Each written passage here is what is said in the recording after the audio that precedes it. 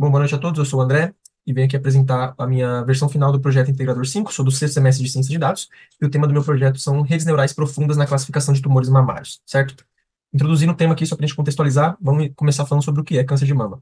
Câncer de mama é uma condição onde as células se multiplicam de forma desordenada nos tecidos da mama e geram um tumor. Existem diversos tipos de câncer de mama, inclusive no projeto anterior a gente trabalhou especificamente com o carcinoma ductal invasivo, que é o tipo mais comum de câncer de mama, mas nesse projeto a gente optou por estudar os quatro principais tipos, né, dividindo as quatro categorias em duas principais, que seria benigna e maligna, sendo benigna adenose e fibroadenoma, e maligna carcinoma ductal invasivo e carcinoma lobular. Aí que entra a histologia e as imagens histológicas, né, que é o que permite que os estudos de identificação desses tumores de outras formas, né, além das formas tradicionais, aconteçam. Né? Então, a histologia é a área que estuda os tecidos e fornece para nós essas imagens de diversas células e tecidos da mama. A partir dessas imagens, né, a gente consegue aplicar machine learning, especificamente redes neurais profundas, na detecção desses tumores, identificando padrões entre os tipos principais de câncer. Agora, falando um pouco sobre os fundamentos das redes neurais, né, o que são redes neurais e por que usá-las também, por que usá-las especificamente para esse problema, né? Então, redes neurais profundas, elas são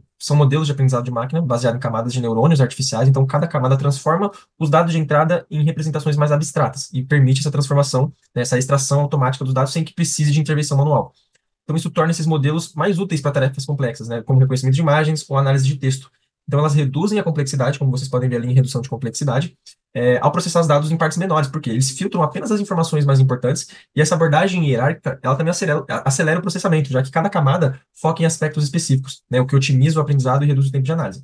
Além disso, as redes neurais profundas elas são altamente escaláveis, que a gente chama, então permite analisar grandes volumes de dados com eficiência, e elas identificam padrões e correlações que seriam difíceis de detectar em métodos tradicionais. Então torna uma ferramenta poderosa para resolver diversos problemas, inclusive na área da medicina, para identificação de imagens médicas, né, classificação de imagens médicas. A gente utilizou uma base do Laboratório PID de Anatomia Patológica e Citopatologia do Paraná, que continha inicialmente 1954 imagens, dividida nesses quatro principais tumores que eu havia citado. Foi necessário o processo de data augmentation, né? Então o pré-processamento de dados envolveu o aumento de dados, utilizando o Image Data Generator, que é uma biblioteca que permite que você utilize das mesmas imagens para criar outras imagens, aplicando alguns contextos, como rotação, flip horizontal, o shear, né, que é a expansão das imagens. A partir disso, a gente utilizou o Image Data Generator nos caminhos das imagens, das bases de dados de cada tumor, exceto de carcinoma ductal invasivo, que já tinha 1.000 imagens, e a partir disso a gente conseguiu 3.875 imagens finais, divididas aí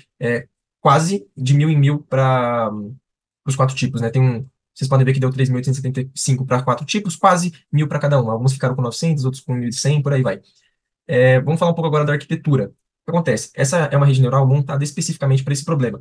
Existem diversas outras redes neurais, como a ResNet 50V2, que foi o que a gente utilizou no projeto anterior, mas essa eu decidi montar com os parâmetros definidos pelo problema em específico, que é a classificação de câncer. São termos técnicos, mas de qualquer forma eu vou passar por aqui. Então, camadas convolucionais, função de ativação ReLU, né, que a gente chama, um dropout entre 20% e 50%, camadas totalmente conectadas, padrão de sempre, função de ativação softmax, o otimizador dourado com uma taxa de 0,001 e o categorial cross entropy, função de perda, né? Bom, posterior às definições de hiperparâmetros e a estrutura da rede em geral, vamos para a parte de treinamento, que a principal característica, que além dos parâmetros que a gente definiu específicos de treinamento, são as épocas, né? Basicamente, a época é a quantidade de vezes em que seu modelo vai passar por todo o seu conjunto de dados. E ele vai atualizando os pesos, ou seja, ele vai atualizando seus aprendizados para as próximas vezes que ele for passando de novo por esse conjunto.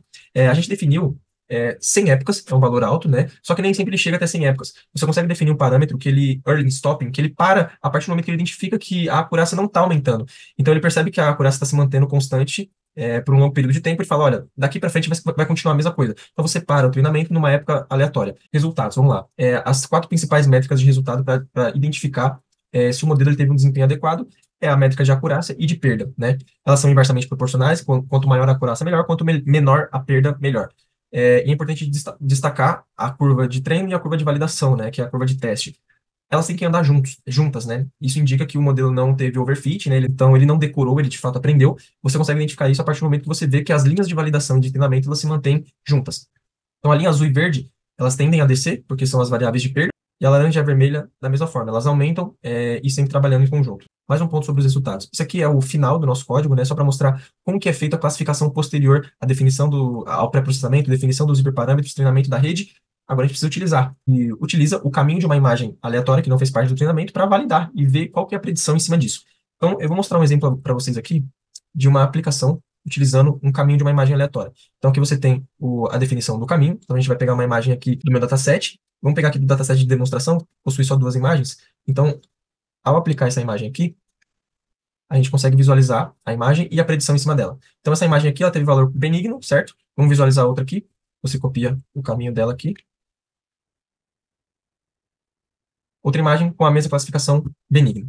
Bom, pessoal, é isso. É bom, importante destacar que a ideia do projeto não é criar um algoritmo capaz de identificar com uma acurácia de 99% os tipos de tumores na mama. É mais para mostrar a eficácia, né, a eficiência da aplicação de redes neurais para classificação de imagens complexas, que são as imagens histológicas. Existem diversas outras aplicações de redes neurais para análise de texto, classificação de imagens como de raio-x, inclusive. Nosso modelo ele teve um desempenho muito bom. Para quem tiver interesse, o meu TG, ele tem um tema paralelo a esse. A ideia é utilizar também redes neurais para classificar tumores da mama, só que a ideia é ser multiclasse. Então, você conseguir distinguir de fato o que é carcinoma, o que é adenose, o que é fibroadenoma e por aí vai, utilizando algumas técnicas mais avançadas e comparações com outros modelos. Obrigado, gente.